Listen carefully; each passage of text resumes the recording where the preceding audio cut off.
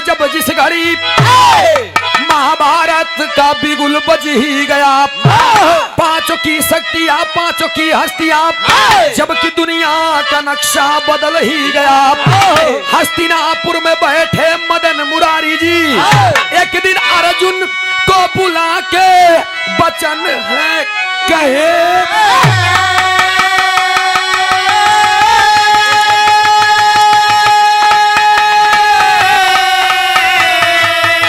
कहने लगे अर्जुन भाई धर्मराज,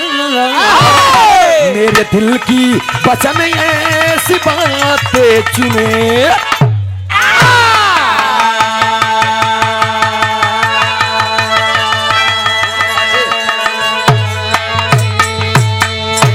जौन किताब में लिखा बा आज जौन दिल्ली बा उ कबो हस्तिना नगर रही बेनी भैया। जौन आज दिल्ली बा उ कबो हस्तिना नगर रही, और जौन आज झूसी बा उ कबो प्रतिष्ठानपुरी रही।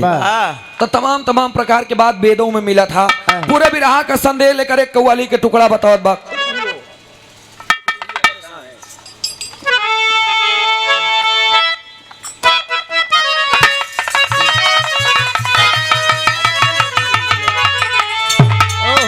अरे खुद भी हो, अरे खुद भी हो परेशान है मुझको आजमाने में। खुद भी हो परेशान है मुझको आजमाने में। खुद भी हो परेशान है मुझको आजमाने में। खुद भी हो परेशान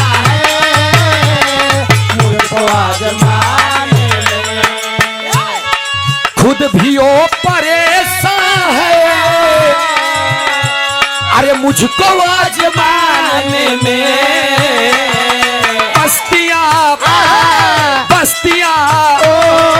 बस्तियाँ जली सारी मेरा घर जलाने में। बस्तियाँ जली सारी मेरा घर जलाने में। अरे बस्तियाँ जली सारी मेरा, अरे बस्तियाँ जली सारी मेरा घर जलाने में। लेकिन गौर करेंगे महाभारत की लड़ाई जीतने के बाद पांचों पांडव हस्तिनापुर में बैठे हुए हैं। अब पांचों जने लड़ता है। अर्जुन कहे हम और हमार गदा, हम और हमार धनुष न हो ना, तब महाभारत केहू जीत न पहुंचा।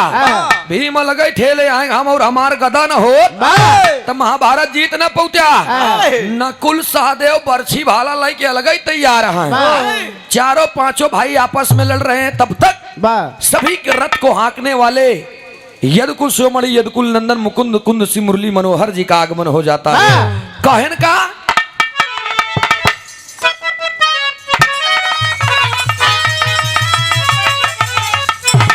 अरे पांडव से,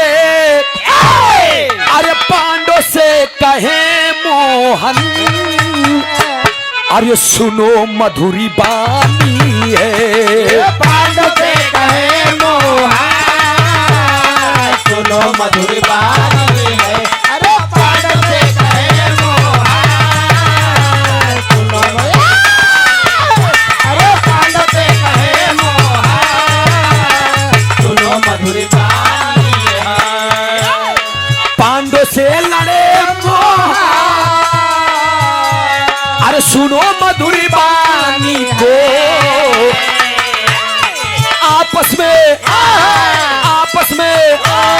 आपस में लड़े क्यों हो, अरे क्या है परेशानी हो। आपस में लड़े क्यों हो,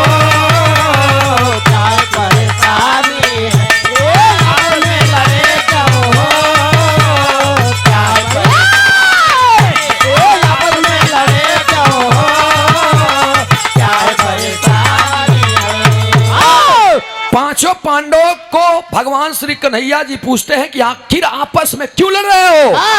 पांचों पांडव चुप हो गए। तब धर्मराज जी उनके सामने आए। कहने कन्हैया हमारे चारों भाई घमंड हो ये बा देखा काजल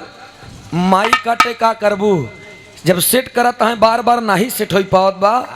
तो कम में काम कैला का करबू हम बोलत है आवाज नहीं ले पावत है ठेलत है तो इतने में काम कैला का मतलब है उनकर वैल्यूम ना बढ़े तू अपन कम कैलिया उतने में काम कैलिया डिस्टर्ब होने से हम आप डिस्टर्ब हो जाएंगे उन डिस्टर्ब होइए का ध्यान दियो इया हम तू अपन बनवैया यही उनका का करे बा अरे अपन बनवा मशीन ही अब हम मशीन कब कहीं मनई को मशीन गड़बड़ाइन जाती है जो हमरे तोरे हाथे में बा तो तो इलेक्ट्रिक या लेकिन गौर करेंगे भगवान श्री कन्हैया कहन रुका हम फैसला करते ही क्यों लड़ रहे हो भीम कहन प्रभु कहन कहा कहन हम और अपने गदा से चौनी कहती गदा भाजत रही एक कहती की सेना समाप्त हो जात रही अर्जुन के ना देखा एक और सांबी वाली ऐसे तुहिन करत हो हम नहीं ठीक है ठीक है बतावत बार बार भैया बताई दही भैया बताई दही तोहरे पास जितना रहन तू सब गाइड हो तो करे बादो 10 ठिन बताई तो कहा तू हमका अब तू जवन बताए है कि एका एका भैया बताई ओकर भैया ससुर छूबे न करे यो जान लियो ए भैया भीम की बात को सुन करके भगवान श्री कन्हैया कहें सुना हम बतावत नजम के भाव में का बताए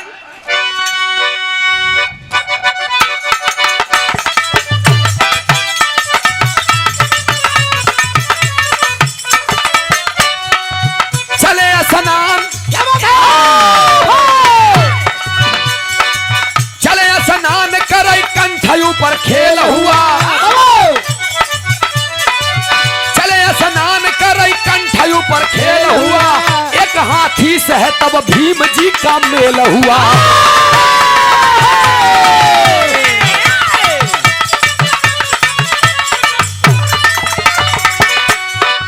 सुर था एक लेकिन दो विशाल मुखड़ा था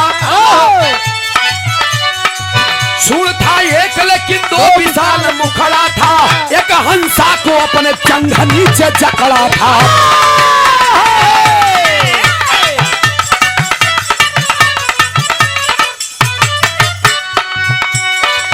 हंस के पंख पर हलोर राम नाम लिखा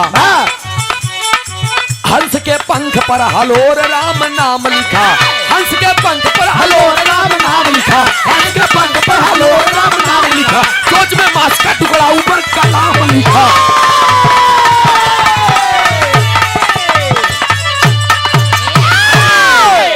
आप तनी हमारे बात के समझ ला पांचों भाई बैठे हुए हैं भगवान श्री कन्हैया कहन एक मतलब है कि हस्तिनापुर के सरकार चलावई बरे तू लोग लड़ा भीम को बुला इधर आइए भीम आयन कहन तू चला जा प्रयागराज में संगम नगरी में प्रयागराज नाम नहीं लेन कहीं संगम में जा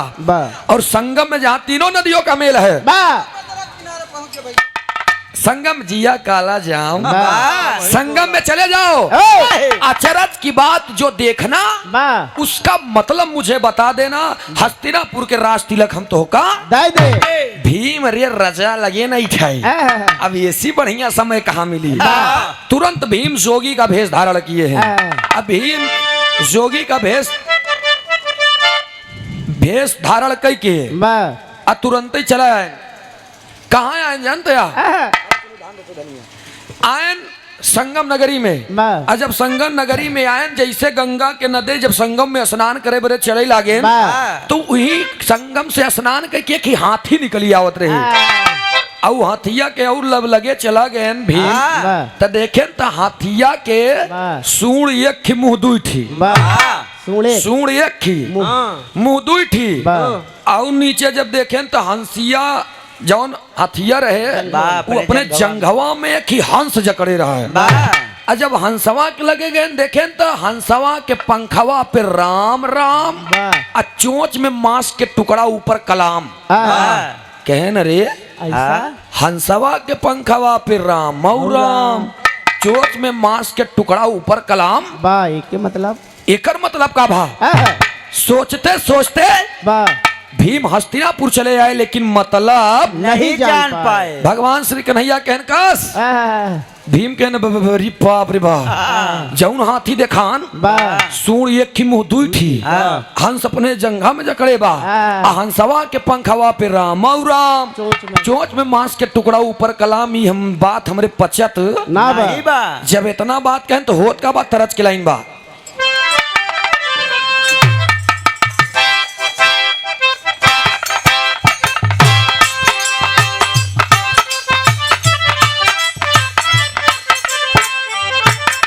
गाना लहरी उस्ताद ज्यादा गावत रहे। अरे आवा चली धान रोपई धनिया ज्यादातर गाँव है। आवा चली धान रोपई धनिया रीम झीम बारा सतबा पानिया आवा चली धान रोपई धनिया रीमा झीम बारा सतबा पानिया आवा चली धान रोपई धनिया रीमा झीम बारा सतबा पानिया आवा चली धान धान रोप धनिया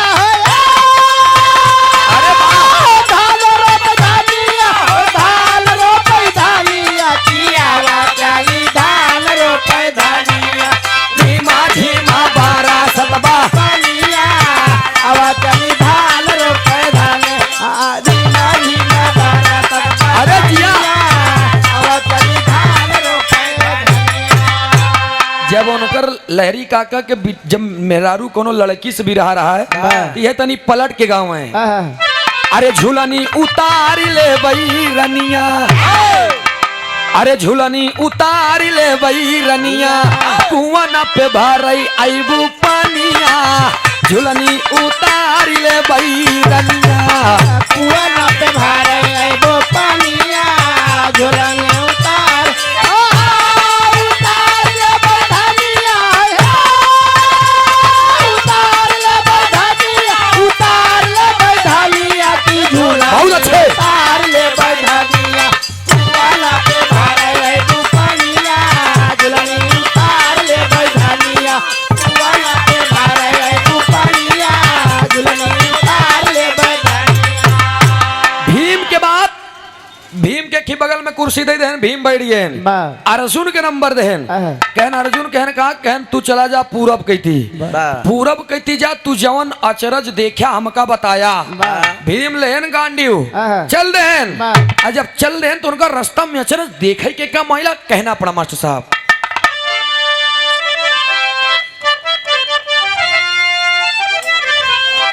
कहे का कहे मास्टर साहब अरे झट से जन्म दिहले बछिया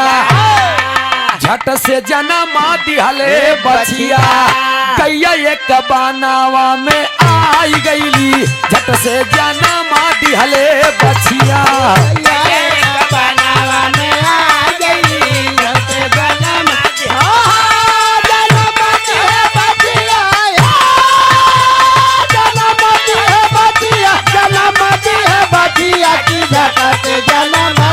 कैया एक बनावा में आ गई झट जन्म दिए बहुत अच्छे। बतिया एक बनावा में आ गई झट जन्म दिए बतिया पूरी आवाज लौटार देत बा झट से जन्म दिहले बछिया गैया एक बनवा में आई गईले झट से जन्म दिहले पूरब कहती गए एक जंगल मिला हुई जंगलवा में की बड़ी सुंदर गाय एकदम फिजिशियन चरत रहे चरत चरत चरत चरत अर्जुन देखत आ गैया के चरत चरत गैया बैठ गई अब बैठे के बाद गैया लेट गई लेटे के बाद में गैया लगी ऐठाए करवट बदले यार ऐठत ऐठत ऐठत ऐठत ऐठत ऐठत अर्जुन के सामने कहती हुई ओकरे बाद में 2 मिनट बीता देखे अर्जुन तुरंत ही गैया लगी हाफत 15-20 मिनट के बाद में गैया एक ही बच्चा देहेस बछिया जब गैया एक ही बछिया देहेस तो बछिया जवन रहे वो अब चली नहीं पावत बा तब तक ओकर महतरिया ओकरे साथ करत का बा अंतरे में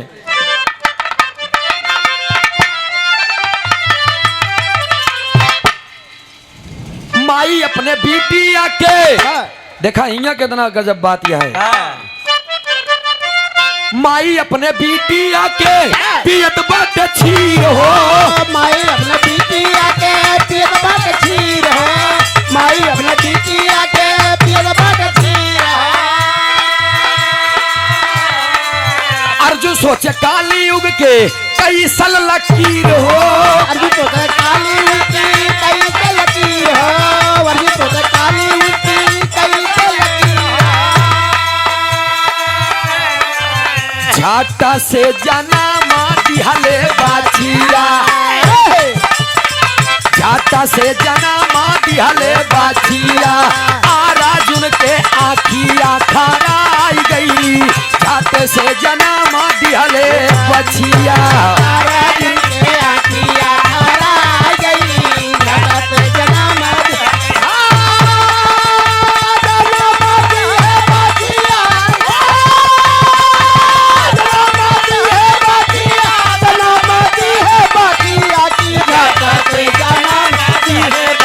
अर्जुन के आखिया खराई गई छाते जनामा दिहले बछिया अर्जुन के आखिया खराई गई छाते जनामा दिहले बछिया।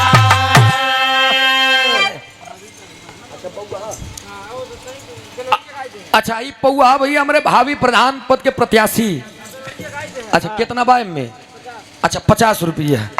बहुत बहुत नमस्ते बा प्रणाम बा आशीर्वाद दे हम बच्चे कला में कामयाब रहे बेलभरिया फरमाइश बा और ये आदरणीय आप हमारे हृदय के गार्जियन बड़े भैया सम्मानित श्री आप हारमोनियम के बड़े ही सुंदर वादक श्याम बाबू यादव मास्टर साहब आपके तरफ से 101 रुपया का पुरस्कार बहुत बहुत नमस्ते बा प्रणाम बा आशीर्वाद दे हम बच्चे कला में कामयाब रहे जा रहे खुश रहे आबाद रहे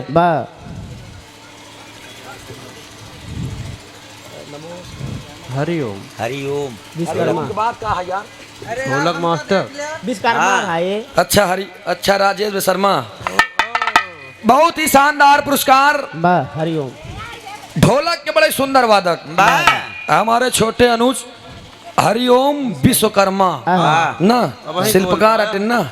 तोहरे बंसा जाते हैं सही बोल पा 101 रुपया का पुरस्कार हरिओम विश्वकर्मा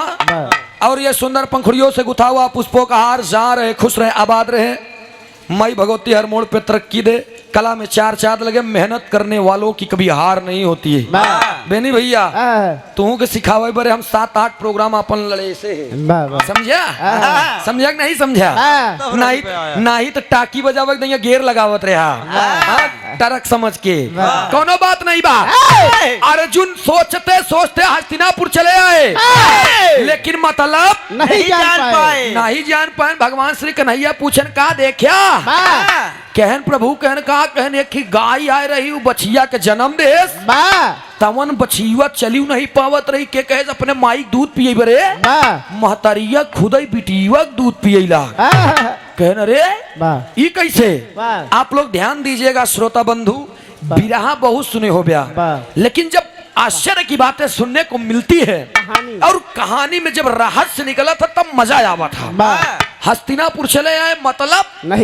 नहीं जान पाए तब भगवान श्री कन्हैया भीम अर्जुन के बाद नकुल को उठाते हैं नकुल के कहन पश्चिम की दिशा में चला जा जब नकुल चले तब होत का बा इधर कहना पड़ा संयम मिला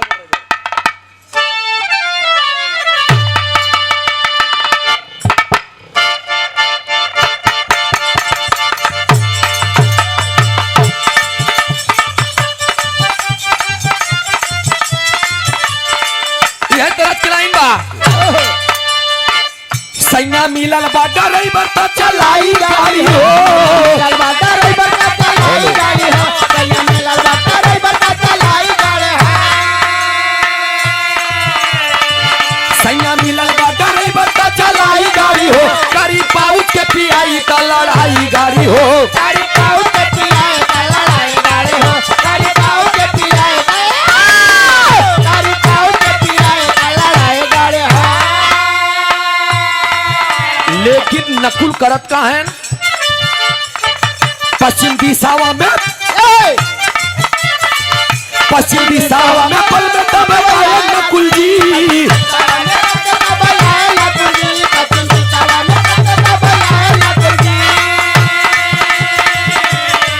पश्चिम दिशावा में पल में तब आए नकुल जी दिल में अपन तब सपना सजाए नकुल जी दिल में अपन तब सपना सजाए नकुल जी दिल में अपन तब सपना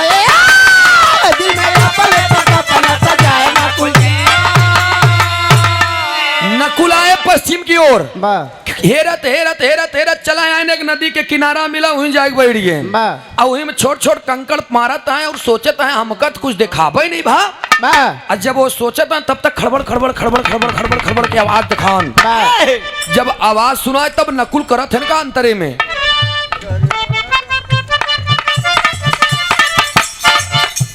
पारा से भीटा जैसे सिर पे गिरी जाए, भारत जीता जैसे चिपा गिर जाए, भारत जीता जैसे चिपा गिर जाए।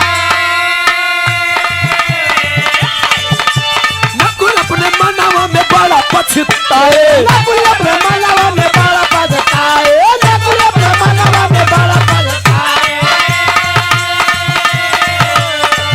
नाजुक पुष्प पे जाके भीटा पुष्प पे जाके रुक जाए नकुल जी।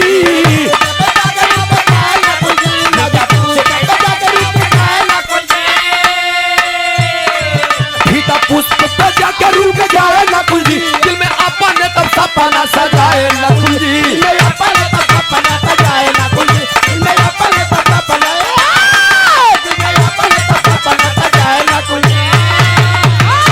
ए भैया नकुल जी चले गए। अब देखा था नदी के किनारे जब भीटा, एक बड़ा सा भीटा बड़े बड़े चट्टान बड़े बड़े पेड़ को समाप्त करते चला आ रहा है। आया तो नकुल डराई गया, नहीं तुम्हारी हम को नाश की दी। लेकिन आया तो एक नाजुक और बड़े ही कोमल पुष्प पर आकर के रुक गया। और जब पुष्प पे आके रुक गया तब जाए कि नकुल देखता है वही पुष्पवा के नीचवा एक कागज रहे जिसमें लिखा रहा राम नाम। सोचते सोचते हस्तिनापुर चले आए लेकिन मतलब नहीं जान पाए। सहदेव के नंबर लगा। सहदेव के भगवान श्री कन्हैया कहने काम करा, कहने कहा कहने तू चला जा उत्तर गई थी। सहदेव गए उत्तर की तरफ। और सहदेव जब एक ही जंगल में गए तो देखे देखी भैंस चारा चरत रहे। अब भैंसिया हमारे लोग के पास भैंस आए, हम तू जौन देखी थी मोहे कहती से चारा चरा पीछे से उगला था। लेकिन सहदेव जौन देखे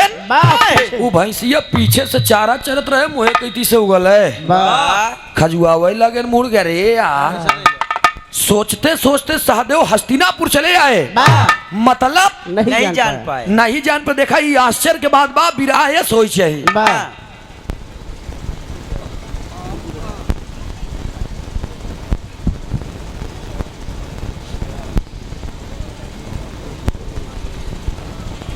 आपके नमो का है,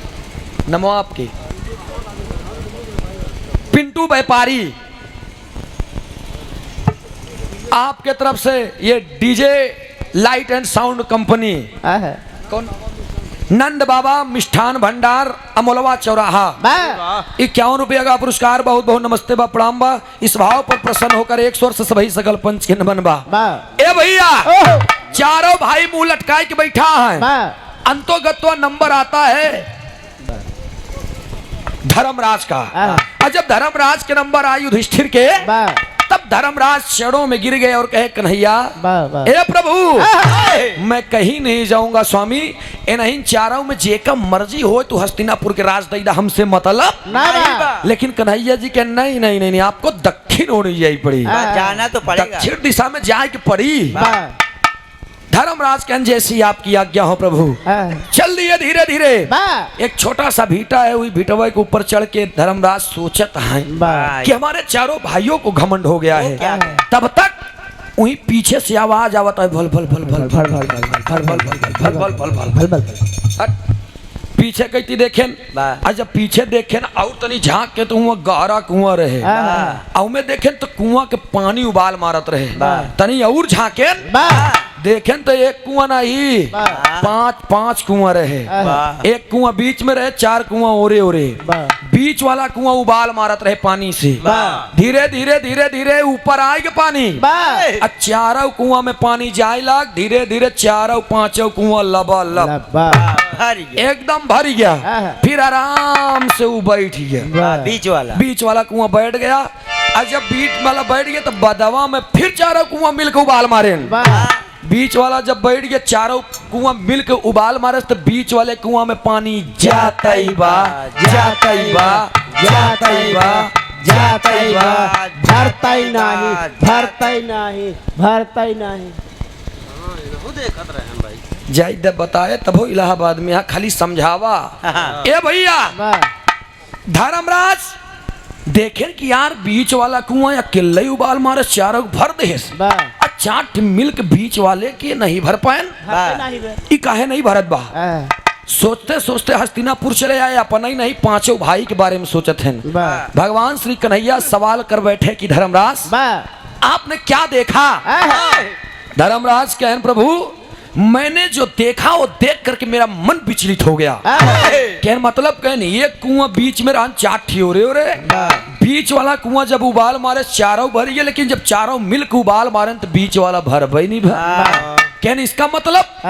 कहने का मतलब तो हम बता ही दे प्रभु, लेकिन अपने साथे साथे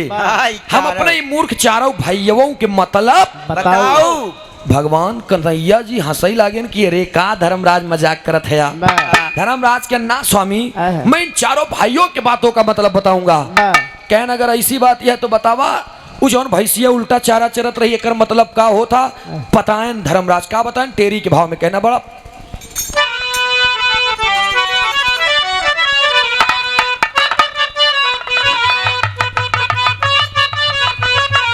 ये टेरी की लाइन बा, ये प्रयागराज के ओरिजिनल या कैसे मास्टर साहब? अरे आई है कल युग में राज चलई है ही जाड़ा, आई है कल युग में राज चले हैं ही जाड़ा, आई है कल युग में राज चले हैं ही जाड़ा। गधा घरे बैठ के गधा घरे बैठ के गधा घरे बैठ के गधा घरे बैठ के सही राह बतलई है कल युग में राज चलई है ही जड़ा। गधा घरे बैठ के सही राह बतलई है कल युग में राज चले। हाँ गधा घरे बैठ के सही राह बतलई है कल युग में राज चले हैं।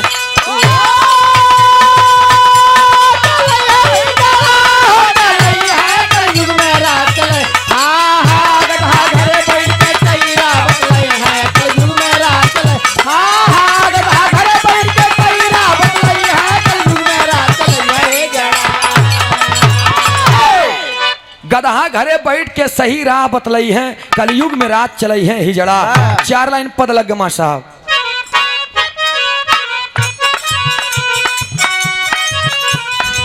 कर के मन में गुमान चले हैं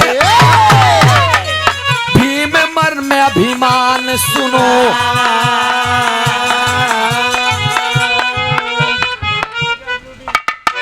और ये राम कैलाश PWD 51 रुपया का पुरस्कार भैया के नमस्ते बा प्रणाम बा। 100 स्वर से सभी सकल पंच के नमन बा आशीर्वाद की आकांक्षा एवं प्रतीक्षा बा कहे। और ये हरिओम बाबू के तरफ से 51 रुपया का पुरस्कार ही हमारे ढोलक मास्टर राजेश भाई बदे ले में 25 रुपया डाल दिया बस तुरंत ही मिल जाए इनके। हाँ रखा रखा कहे का करके मन में विचार चले हैं मन में भारी भाई अभिमान खुशी समाही ना मना माही जान गए श्री कृष्ण भगवान गजब पहलवा कलयुग वाला ऐसा आई है बीच मजा घर में हैया ताल बजैया घर में हैया ताल बजैया बैठल बहुआ करी रात घर में रैया कहल बजैया बैठल बहुहर करे हैरा। घर में रैया कहल बजैया बैठल बहुहर करे हैरा भला बैठल बहुहर बहुत अच्छे जियो। घर में रैया कहल बजैया बैठल बहुहर कर। हाँ घर में रैया कहल बजैया बैठल बहुहर करी हैरा। ए भैया भगवान श्री कन्हैया बताएं कि जौन उल्टा चरत रही चारा इसका मतलब ये संदेश दे रही है कि आने वाले कलयुग में जितना काम होई सब उल्टा ही सीधा कहन प्रभु ही बतावा कहन का कहन जवन ऊ इतना बड़ा के भिटवा रहे ऊ आय के एक खिनी नाजुक कोमल पुष्प पर रुक गया था एकर मतलब कहन स्वामी झूठ का पहाड़ झूठ का पहाड़ एक पातर नॉर्मल विश्वास रूपी डोर पर टिकी रहेगी, लेकिन जौनी दिन टोरी टूटी वो दिन पहाड़ कहन एक बात हमरे नहीं समझ में आवत बा धर्मराज कहन मैं समझा रहा हूँ प्रभु आप आदेश कीजिए। कहन मुझे एक बात नहीं समझ में आ रहा है क्यों जौन हथिया रहे हथिया के मुंह दुठी सूढ़ एक कहन तब कहन हंसवा के पंखवा पे राम और राम चोंच में मांस के टुकड़ा ऊपर कलाम एकर मतलब कहन प्रभु आने वाले कलयुग में सब नहीं लेकिन कुछ ऐसन पंडित लोग हुई हैं ब्राह्मण हुई हैं जौन दिन भर राम राम संझा की 200 ग्राम कहन मतलब कहन सूर एक खिब मुंह दुठी रही उनके दिनवा भर ओम नमो भगवते वासुदेवाय नमः ओम नमो भगवते वासुदेवाय नमः जय जय हे भगवती सुर भारती तो चढ़ो प्रणमा नाद तुम्हें जय वागीश्वरी शरणम ते गच्छामा दिनवा भर ऐस कही है हमारे नहीं समझ में आवत बाकी कब तोरे पंडिताने के परछाई तोरे अम्मा के ऊपर पड़ गए। ए भैया दिन भर पूजा पाठ तो का 2 सीसी दिया रे परसों यार अभी तक खत्म नहीं करे रखा। ए भैया दिन भर पूजा पाठ करी है राती के कंठी माला कंठी दे काट के तिलक दे ठड़िया खेती काटे आन के का कंठी चिचिया ले जा कंठी धई दे ऐसे हलल अपन कंठी माला अब हम चले जब पहुंची अपने दोस्त लगे पैक लगाए बाद गए पंडित जी लग पेश हमको चाहिए दिन भर साला कथा सुनाते सुनाते तो कुछ सब बदन आई धर्मराज बताएं और हमारा दोस्त है पंडित बिरादरी में ऐसी बात नहीं वो तो हमारे साथे बैठ के खाए हमें कोनो दूर है सूरज यदुवंशी जो बोला थी एक एकदम ऑन स्पॉट सामने बोली थी हाँ कॉन्फिडेंस के साथ बहुत दोस्त यार हूँ तो हमारे साथे बैठ के खाए यहाँ अब तो हम छोड़ दे भैया काला जाम अब छोड़ दे था बड़े ढेर के मनई समझावे लगे ना 8 साल हो ये छोड़े हम बस वही फ्राई मछली खेल खाते बस ए भैया इधर जब इतनी बतिया बताएं कहन अब 2 मामला बचा कहन कौन मामला कहन मामला 2 ही बचा बा कि जवन बछीवा जवन गैयवा बछीवा के पैदा के सीन एक लाइन तर्ज लगे झकोरा मारा झुलनी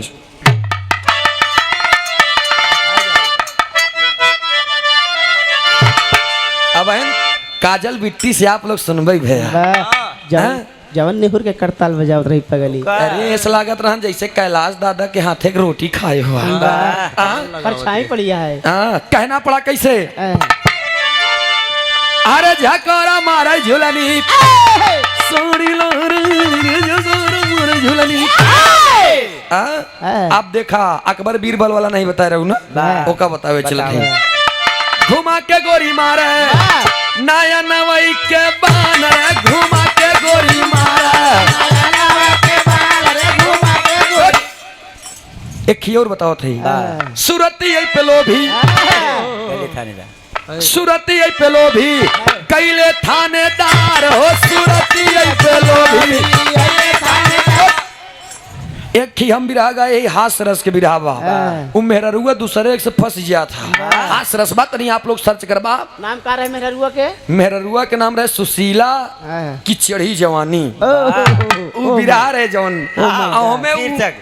शीर्षक भाई बेनी भैया अब इनका हम पंडित बनाए ही उनमें कहानी जवन बा कौशाम्बी से लेके इलाहाबाद तक के शूटिंग होती है चिंता जी करा बड़ी जल्दी आई हमें गाय ही का मेहरुआ कहे अरे हो गंगा मैया वो मेहरुआ कहत बा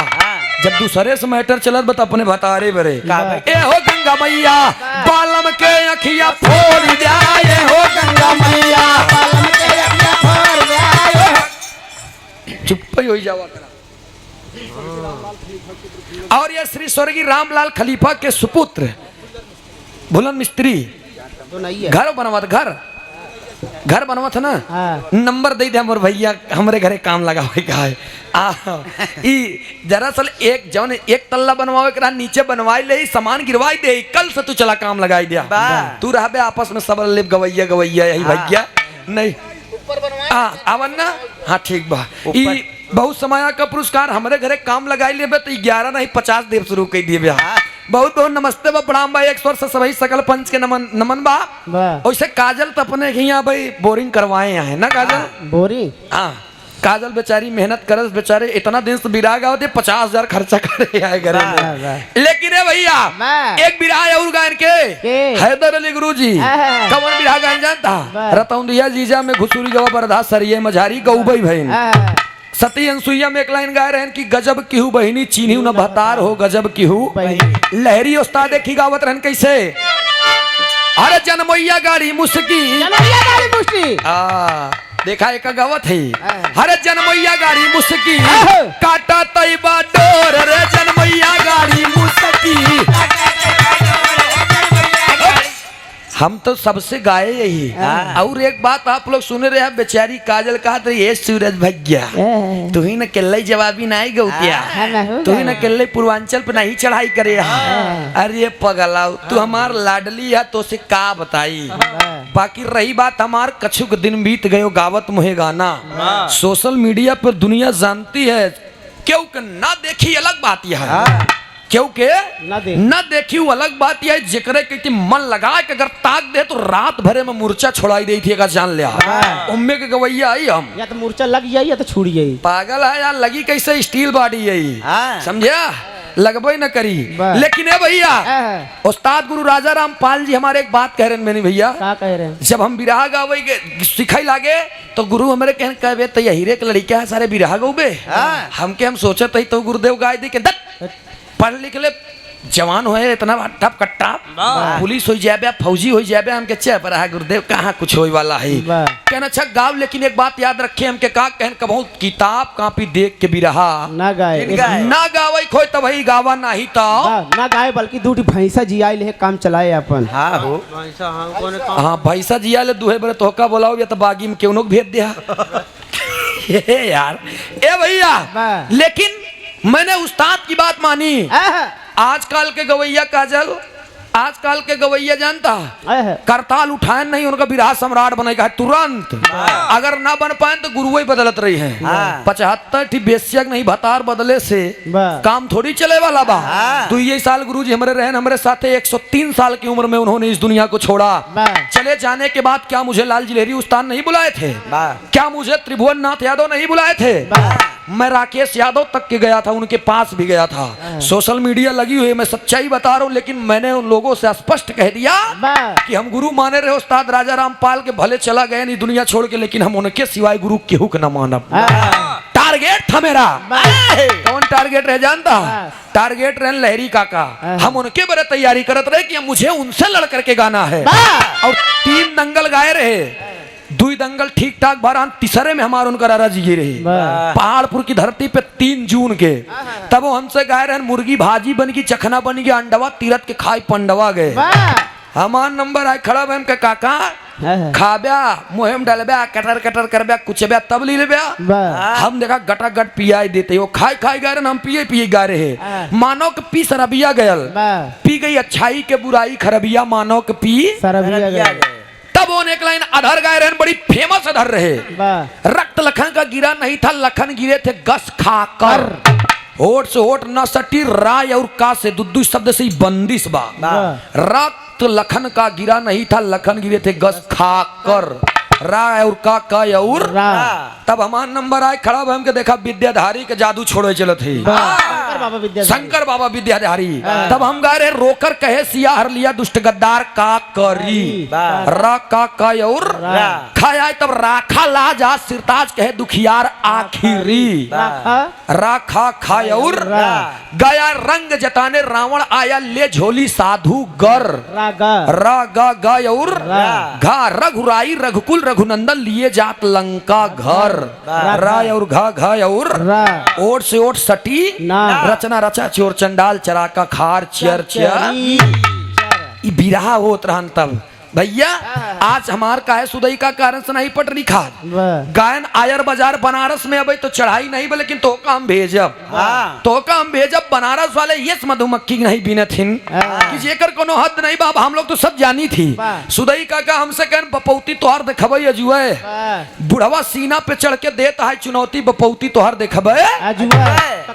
जब हमार नंबर है कड़ा हमके उखाड़े रोवा तोहरे के जैसा 22 साल के लड़का मौके पे दहाड़े उखाड़े रोवा तोहरे के जैसा का से का हाल बा तोहर जाय देव ककहरा पकहरा छोड़ा ई जहां हम बिरहा पे ही पहले बिरहा से ध्यान न भटकावा कहना पड़ा मास्टर साहब 7 साल पहले हम एक तर्ज गाए रहे बितावा गोरी रतिया अरे जायु भिन सारे बितावा गोरी रतिया जायो बिन सारे बितावा एकरे बाद समय बिगड़ गया फिर चला आए तो हाई दे बैरनिया हम टच के मोबाइल तो हाई दे भाई बड़ा नीक हाँ एक जब जमाना बदल गया अब हमार बिरहा ज्यादातर मेहरुआ सोत बे नहीं भैया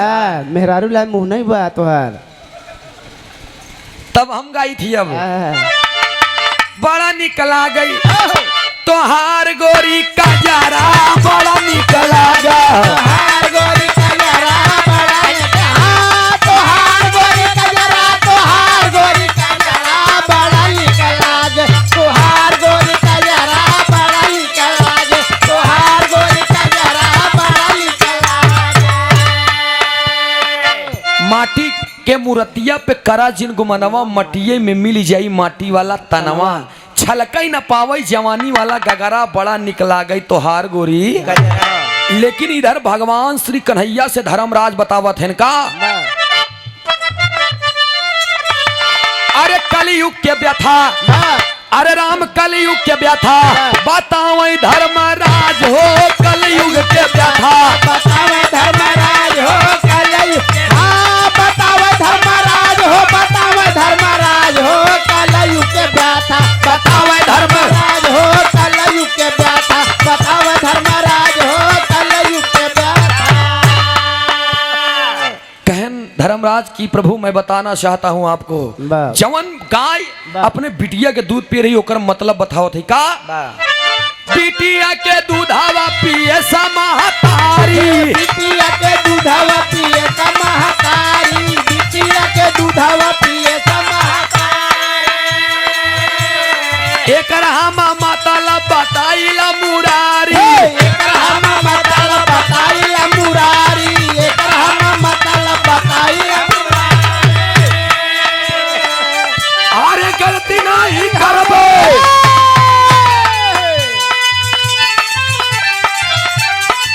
अरे गलती नहीं करबे बात तोहरा पे नाज हो कलयुग के व्यथा बतावे धर्मराज हो कलयुग के व्यथा बतावे धर्मराज हो हाँ बतावे धर्मराज हो बतावे धर्मराज हो कलयुग के व्यथा बतावे धर्मराज हो कलयुग के व्यथा बतावे धर्मराज हो कलयुग के व्यथा कहन प्रभु आने वाले कलयुग में जवन गैयवा अपने बिटिया के दूध पियत रही एकर मतलब माई बाप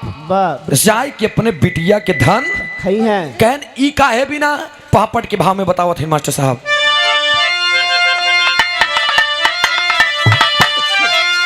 बीच धार कलयुग में डूबी नवरिया मुरली वाले हो अरे बीच धार कलयुग में डूबी नवरिया मुरली वाले हो अखई है बिटिया के धन बाप महतरिया मुरली वाले हो अये बिटिया के दरबार मतरिया मुरली वाले हो अये बिटिया के दरबार मतरिया मुरली हाँ अये बिटिया के दरबार अये बिटिया के दरबार मतरिया मुरली वाले हो अये बिटिया के दरबार मतरिया मुरली वाले हो अये बिटिया के दरबार मतरिया मुरली वाले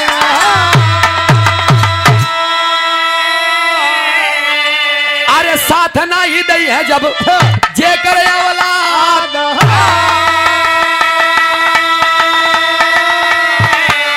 बिटिया के अपने लिए है चौथे पन में साथ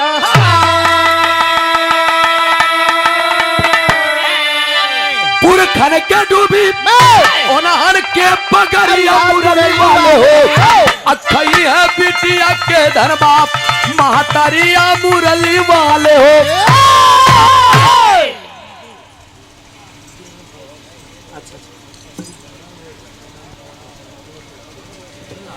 और ये Pintu DJ and line sound company और सब्जी भंडार कौन नंद बाबा मिष्ठान भंडार अमोलवा चौराहा 51 रुपया का पुरस्कार बहुत बहुत नमस्ते बा प्रणाम बा आशीर्वाद हम से कला में कामयाब रहे जहाँ रहे खुश रहे आबाद रहे कहन प्रभु एकर मतलब है कि आने वाले कलयुग में जब माँ बाप कुछ माई बाप ऐसे हुई हैं जौन जेकर लड़का आप अपने बेटवन के सहारा ना पाई हैं तो अपने बिटिया के धन सही है। आला के भाव में बताओ गिल मास्टर साहब।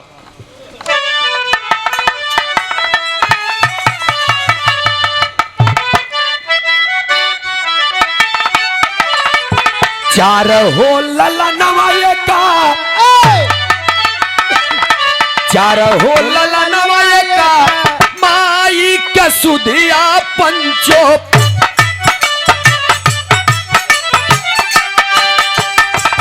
चारों लाल माई के पानी है कहा।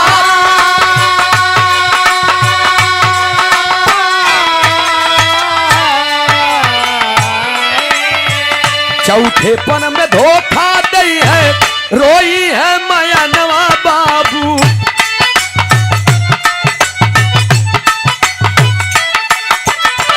वही चारों लाल जब पानी है कहा।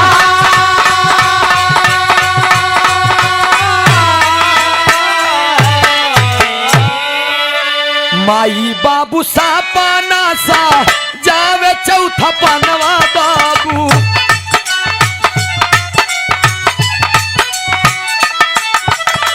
लेकिन चारों लाल जब वही है गाता।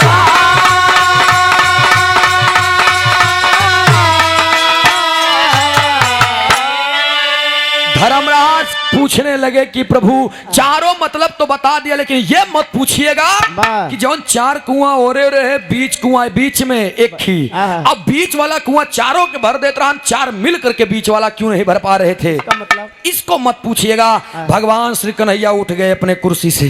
उठ करके धर्मराज के करीब आकर के कहते हैं, धर्मराज मुझे इसका भी मतलब चाहिए। धर्मराज 2 मिनट मौन रहे। 2 मिनट मौन होने के बाद उनकी आंखों से अश्रुधारा चलने लगी, रोने लगे और धर्मराज कहने लगे, प्रभु आने वाले समय में एक ऐसा समय आएगा कि एक माता पिता अपने 4 बच्चों को पाल पोस कर बड़ा कर देंगे, लेकिन 4 बच्चे मिल करके जब जवान अपने एक माँ बाप का पालन पोषण नहीं कर पाएंगे। कहने मतलब कहने वो जो बीच वाला कुआं है वो निर्देश दे रहा है, वो माता पिता का दर्जा लिया है कि वो कभी नहीं सोचेगा कि माई बाबू कभी ही नहीं सोचते कि हमारे 4 लड़कियां हैं तो एक आध लड़का मर जाए, कभी नहीं सोचते हैं। भूखा रहा है, एक लड़का भूखा रहा है, हमारे एक ही ज्यादा ले लिए एक ही कम ना, अपने हक की रोटी दे करके अपने 4 बच्चों को पाल पोस कर बड़ा कर देते हैं। क्यों वो बच्चे ये भूल जाते हैं कि जितना जरूरत मुझे बचपने में अपने माँ बाप की होती है, उतनी जरूरत बुढ़ापे में माँ बाप को हम लोगों की भी होती है। लेकिन नहीं, भगवान श्री कन्हैया कहन भीम अर्जुन नकुल सहदेव, क्या आप लोग सुन रहे हैं? भीम अर्जुन नकुल सहदेव 4 भाई रो रहे हैं। तब धर्मराज कहन कि प्रभु आने वाले कलयुग में माता पिता की भी दुर्दशा बहुत होगी। कहन मतलब कहन कुछ ऐसे शख्स होंगे इस धरती पर जो अपने माँ बाप की कदर नहीं करते, घर से भगा देंगे। लेकिन उनके लिए मैं एक बात कहना चाहूंगा, भरी महफिल में जाते जाते बिरहा हमारी बड़ी लास्ट हो रही भैया हो, कहे कि लगातार कार्यक्रम चल रहा है और आप लोगों का प्यार है, दुलाई बाजे वाले भैया अरे हमारे लोग के करेजा होती 2 दिन के लहार बार बाप बाजा बहुत मस्त बात तोहार काबिले तारीफ तनी संभर के। लेकिन भैया इधर एक लाइन हम बोले चलो थी, अगर ये लाइन आप लोगों को अच्छी लगे तो आप लोग ताली बजा करके अपने बच्चे का सम्मान कीजिएगा, पैसा मत दीजिएगा। नेकी करके जो दरिया में डाल देते हैं, नेकी करके जो दरिया में डाल देते हैं, हर किसी के ऊपर जो कीचड़ उछाल देते हैं, ऐसे इंसान भविष्य में आगे नहीं बढ़ते जो अपने बूढ़े माँ बाप को घर से बाहर निकाल देते हैं। लकीर हाथ की आप अपने पढ़ नहीं सकते, लकीर हाथ की आप अपने पढ़ नहीं सकते, हवा खिलाफ हो तो उससे लड़ नहीं सकते। जो अपने घर के बड़े बुजुर्गों से करे अनदेखा, मेरा वादा है ऐसे इंसान कभी आगे बढ़ नहीं सकते। एक रोटी कम खाइएगा वो चलेगा, लेकिन अपने माँ बाप के दिल को कभी दुख मत दीजिएगा। जिस घर में माँ बाप हंसते हैं उसी घर में भगवान बसते हैं। में माँ बाप नहीं है, जेकरे सिर पे साया नहीं बा माई बाप के, उसे पूछे। उससे जाकर के पूछिए। वाह। एक माता पिता होते हैं, वाह। एक माँ होती है वाह। जो अपने बच्चों को 9 माह 9 महीने 10 दिन तक अपने गर्भ में लेकर के पालती है, पोसती है। 2-3 महीने के बाद ही उल्टी, दस्त, हैजा, बुखार, तमाम प्रकार के कष्ट दर्द को सहते सहते सहते सहते 9 महीने बिताती है। उसके बाद तुम्हें वही माँ पैदा करती है, जन्म देती है। 3 साल तक तुम्हें कोई होश नहीं होता है, क्या है कौन है कोई मतलब नहीं है। लेकिन वही माँ, तू जब बोलने का तरीका नहीं सीख पाता तब वो माँ कहती है बेटा मम्मा, बेटा पापा, तमाम प्रकार की बातें सिखाती है। माँ चलने का तरीका नहीं है, अंगुली पकड़ करके छोड़ करके गिरने वाले होते हो संभालती है माँ। जिंदगी की प्रथम गुरु अगर कोई है उसे माँ कहते हैं। माँ बाप का कर्ज कोई चुका नहीं सकता मेरे साथियों। इसीलिए कबीर जी ने लिखा,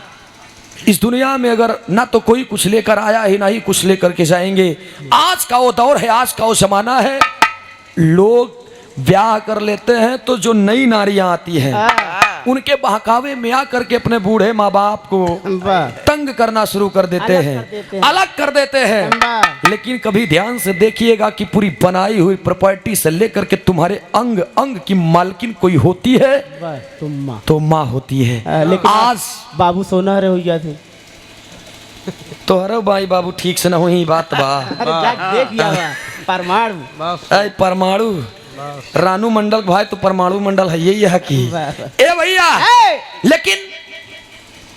वही मातारी, मैं एक छोटी सी बात बताना चाहूंगा, छोट के बाद खाली 2 मिनट की। एक बार कोनो मेहरारू घरे में बड़ा तंग करत रहे अपने बुढ़िया से, हमेशा गलत झड़क रहे। एक दिन बुढ़िया मातारी गई, एको बात बर्दाश्त न करे, एको बात बर्दाश्त न करे। ओकर पतोहिया जौन रहे 2 बाल्टी पानी भरे रहे। अब ओकर बुढ़िया पहुंची, 2 बाल्टी पानी नहाए के आएगी घरे। और जब घरे आएगी तो पतोहिया लगी नरिया, अरे बाप रे बाप हम पानी भरे तू ले लियो ऊपर पर आई जाए तोरे जांगर में आग लगी है, तोरे जांगर में आग लगी बुढ़ाइया से हो नहीं भाई ये है वो है हंस तो दांत फाड़ के तमाम प्रकार के बात खूब गरियाए। पतोहिया गरियाए ले कहे आवे दे, आवे जब भगवती गाड़ू के ताज कहबे कि या ता अलगा या ता हमका अलग कह दिया। रात की दुल्हा है, दुल्हा ले 65 तब पैसा भी मिलता ही रही। अच्छा दाम बढ़िया का 75 हुई ना 75 का। ए भैया हम तो पीत नहीं, विंडीज के मालिक तू ही ना। ए भैया इधर आइगन साइकिल खाली कह देन, जब साइकिल खाली कह देन तो दुल्हनिया जान की आएगी हमारे पोपो जान ये लगी बार और छितरावत खब बार और जैसे कहले चुड़ैल की नहीं बन गई ना होती है सुने मुंह फुला ले देखता है। और जब आई गए ना तो लगी नेहने से नेह खोद है, दहीने माटी के अंगूठा से लगी, दहीने गोड़े के अंगूठा से लगी माटी खोद है। दुल्हा आई गए और जब दुल्हा आई गए तनी से बार हटान के कास भर करूं तनिक बरवा अरे का भगन हूँ। मेहरारू का आदत बहुत खराब होता है, बस जान ले भैया। एक बात जान लिया, चाकू में एक तरफ धार होता, बिलेट में 2 तरफ धार होता, आरियू में अब 2 तरफ धार होता, लेकिन मेहरारू में इनके रोम रोम जहर होता तो का कैसे पता भैया? वाकई कुछ फिर देखा रोमा परपराई लगे। अरे वाह। लेकिन है भैया मेहरारू लड़ी गए, लड़त लड़त रोवे लाग तो मन से दुआ कहे का भा कह नहीं तोरे माई मारे हैं हमारे खाई पी सब निकाल दे आई का कर कहन जब देखा तब जनमैया गाड़ी लड़ता ही रहा तब मैं का करी मोर किस्मत फूट गई तोरे जैसे बतार पाई के करे जैसे सासू पाई के नहीं हरे में रहे देखा हम कभी तगड़ी रहे तोरे की आई गए दुबराई गए झुरान चली जाती है आई हो। लेकिन जब इतनी बतिया कहे तो कहन भवा का कहन तू अपने महतारी के जग मिला पहले कहत रही कि ई जौन बम्बा बा हमारा, ई बल्टी हमारे यहाँ, ई पानी हमारे यहाँ, जौन गहना पहने यहाँ हमारे यहाँ, जहाँ आई हमारे यहाँ तक तोर भतारा हमारे रे। जब हमारा जब उन्हें के सब कुछ आते तो हमार कहीं कोपर चाहते मेरे बिया करे कितना बड़े हमका बिया के लिए यहाँ आज के आज उनका फैसला करा कर्जा सारा चुका दे उनके। अब पहुंचा वो पिए रहा भाई बा अपने माई लगे कह माई रे ये माई माई माई माई आई कहन का बेटवा कहन हमरे मेहरारू काहे लड़ी रहे आ तोहार कितना कर्जा बा हमरे ऊपर बतावा। हम अपन गहना गुड़िया साइकिल लोई की लड़का बच्चा मेहरारू सब बेच के लेकिन तोर कर्जा चुकाऊ। माई रगी रोवे अरे बाप रे बाप हमार कर्जा चुकौबा लाल कहा हम तोर कर्जा चुकाऊ कहन चुकौब्या कहन हाँ कहन चुकौब्या कहन हाँ कहन मात्र एक रात कुमार वाली रही ना एक रात तू हमरे लगे लेट जा हमरे लगे एक रात तू हमरे लगे लेट जा हम मान जा तू हमार कर्जा चुकाए दे मेरा रुआ लगी खो दे एक रात के बाद ये जा हम बिताए लिप करवट बदल के जा जा जा तू चला जा मन से दू का ठीक माई चल। एक कमरे के अंदर 2 चारपाई लगाई गई दरवाजा बंद 9 बजा थका हुआ है आज वो लड़का और लेट गया महतारी देखत या अपने लड़किया के रोवत बयाखी से आंसू निकलत हमार लाल आज हमार कर्जा चुकी है सो गया 12 बज गए घड़ी में महतारी जब देखत बा कि लड़किया के निकुरा बोले लग अब हमार लड़किया सोई तब महतारी कहा बा बेटा ए बेटा बेटा मोतीलाल ए बेटा मोतीलाल बेटवा उठा के हाँ माई कब आती माई कहीं बेटवा एक लोटा पानी दे दिया उठा बेटा गया बाहर से एक लोटा पानी लेकर के आया अपनी माँ को दिया माँ ने 2 घूंट पानी माई पीन बाकी सब वही के बिस्तर पे अड़ाई दीन गिराए दीन जब वो करे बिस्तर पे गिराए देन तब वो कहा यार माई हमार पगलाई बेका फिर सोचे कि जाए दिया एक कई रात के बात ये तनिक और पार्टी कई ससक के एकदम लेट ये वो 15-20 मिनट के बाद जब उनका निकुरा लगा बोले तब फिर माई का हाथ बा बेटा ए बेटा गणपति नाम रहने यार ओकर शुद्ध नाम गणपति कुमार रहन समझा कईयो नाम रहनो कहन बेटा गणपति उठा जल्दी से बेटा हाँ माई कहन एक लोटा पानी ले आए देख के ना बहन दे तो तई पीबू नहीं भाई कहन ले आओ गवा एक लोटा फिर पानी ले आए फिर एक घूंट पीन माई बाकी जहाँ बच्चा रहन हुआ उड़ाई दी एकदम गील बिस्तर। अब सोचल हम कहाँ जाई लेकिन बेचारा मेहनत करके फिर वही पे लेटा आधा घंटा 1 घंटा नींद नहीं आई फिर जब ओकरे नींद आई सोई लाग 2 बजे भोरहरिया में फिर महतारी आवाज दे बेटा ए बेटा राम निहोर नहीं बेटा एक लोटा पानी ला दे रे मेरे लाल मुझे बहुत प्यास लगी है। बेटा बाहर गया 1 लोटा पानी ला करके दिया फिर माँ ने पिया एक कई घूंट पिए सड़ाई दे सोए में पानी बुद्ध नीचे चुई लाग जब बुद्ध नीचे चुई लाग तो बेटवा कहा तेरी बुढ़िया की मेरे से एकदम हमका एक रात में हैरान कर रहा है कौनो बात नहीं अब तू अब की बार बतावत ही अब की बार तू पानी मांगा तो का पानी दे पार्टी पे लेटा रहन बेचारा 20-25 मिनट जब वहां आइला तो फिर माई चिल्लान ए बेटा रे बेटा लाल बनरी बेटवा उठ के काया बताओ काया कहने 1 लोटा पानी लिया तो कहने भाई ज्यादा पानी मांगू ना दवाई तब कटाई निपुरी जाबू बस उठ के माई बैठ गई कहन दे दिया चुकाई दिया कर्जा हमार लाल कहना का भा कहन बेटवा एक रात में ई हाल बा तोहार 3 बार 4 बार 5 बार पानी मांगे तो तू कहा था दबाई देव गटई निपुरी अब क्या नहीं तो तई पीता तो नहीं यहाँ ही पढ़ाई देतिया कहना अच्छा तो का अड़ावे की दिक्कत बा बेटवा तो का दिक्कत होत बा एक दिन में एमे लेट बड़े कहन और का देखती आई बार बार कैसे सोई कहन बस यही बात तू याद कर जब मैंने तुझे जन्म दिया एक दिन नहीं तू 3 साल तुझे नहीं पता था कि मैं कहाँ बाथरूम कर रहा हूँ कहाँ लैट्रिन हो रही है तुम्हारी दिन भरे में रात भरे में तू कितनी बार मुझे उठाता था मैंने तो कभी नहीं कहा कि अगर अब की बार मुँह तो दबाई दे निपुरिंजा हम तो कभो नहीं कहे तू एक रात में पानी दे मी हाल कई दे बेटवा 2 मिनट रहा लेकिन नशा उतर गई है दिमाग काम कर गया और चेड़ों में गिर करके माँ की माफी मांगने लगा माँ तेरे चेड़ों में ही जन्नत है माँ तू तेरे ममता का कोई मोल नहीं तू अनमोल है माँ मुझे माफ कर दे माँ। उठा करके माई के सीना से लगाए 5 बजे दुल्हन आई हंस के लाली लिपस्टिक लगाए के सैया मान की मुंह फुकानी की नहीं। अरे बाप रे बाप वही उठाए फिर मरस्तान की एक चाटा कहना ये हमारे घरे घर बिगाड़ है सारा पुट्टी पलट जवान कुछ कहे रही सब सही कहे वो। अगर आज वो न होती तो क्या मैं तेरा पति बनकर क्या पता। तुम्हारे पास भी माँ है, अगर तेरी माँ को तुम्हारी भौजाई, तुम्हारी भाभी, तुम्हारे भाई अगर दुख देंगे तुझे बर्दाश्त होगा। जिस घर में माँ बाप हंसते हैं उसी घर में भगवान बसते हैं। मेहरुओ जानगी के मन सेधु हमार मरद में कुछ उम्र निकाल ली ऐसी बढ़िया मान जा भैया जाए के मेहरारू अपने माई के चेड़ों में गिर गई। कहे माई आज के बाद हमसे गलती न हुई। माई दोनों लड़का के उठाए के अपने सीना से लगाए। धर्मराज रो रहे हैं, भगवान श्री कन्हैया भी रोने लगे कि आने वाले कलयुग में ये दुर्दशा होगी। इसीलिए आप सभी लोगों से हाथ जोड़कर मेरा विनम्र निवेदन है कि आप लोग एक रोटी कम खाएंगे वो चलेगा, एक वक्त नहीं खाएंगे वो चलेगा, लेकिन अपने माँ बाप के दिल को कभी दुखित मत कीजिएगा। ये हमारे विराह के संदेह है। इधर बादशाह साहब छाप में कहना पड़ा। भुल्लू राम आधार हैदर गुरुवर राजा राम विमल कवि अमलेंदु साथे भोजराज थे राधे श्याम। कल युग में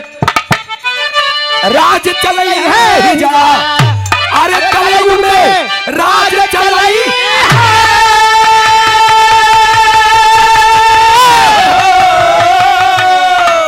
हो कलयुग में राज चलई है ही जरा। गायक सूरज यादव सबसे हाथ मिलाई है, कलयुग में राज चलई है ही जरा।